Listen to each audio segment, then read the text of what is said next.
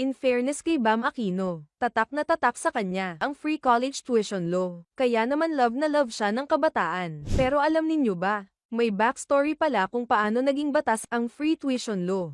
At may real at unsung hero pala ang batas. Mr. President, also for the record, we were all together when we pushed itong libreng tertiary education nung panahon ni President Digong Duterte. And I just want to put on record, and I don't want to lie when I say this, nung pinasa po niya yan, kasi hindi pa niya napirmahan, maraming naglalabi na huwag ipasa yan. Hindi ko na babanggitin kung sino, pero may naglalabi, puro mga finance sector ng gobyerno. Finance. Sabi nila, walang pera ang gobyerno para sa free tertiary education. Pero pinirmahan pa rin ng presidente. Ako'y umiyak. I was on my way to the airport.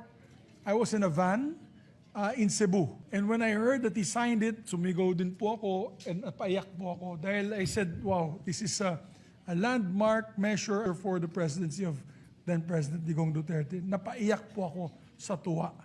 So, because I didn't think that, alam mo, pag dinidiktahan ka po ng mga cabinet members na wag ipasa, i-veto, he stood his ground and he signed it. So, Totoo po yun, Mr. we have to President. thank the President for that, no matter what.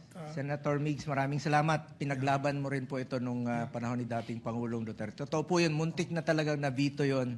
Yes. At hindi na tuloy. Isa ka sa nakipaglaban ng batas na ito. At marami pong nakikinabang ng mga estudyante. Gabi na yon, nandiyan na yung for veto. Tinawagan ko si Chair Popoy, sabi ko sumulat ka kay former President Duterte, inabot natin yung sulat. At kinabukasan, yan na. Alam ni Pangulong Duterte, napakahalaga po ng edukasyon ng ating mga kabataan. I'll never forget that day. Kasi kasama ko po yung staff ko. Nagtataka siya, bakit ako umiiyak? Sabi ko, naiyak ako sa tuwa. I had tears talaga because I really thought that ito na ang pagkakataon ng ating mga kababayan ay magkaroon na ng libreng grade school, high school, college. I know at the time, a lot of people were lobbying to veto it, but the president still signed it.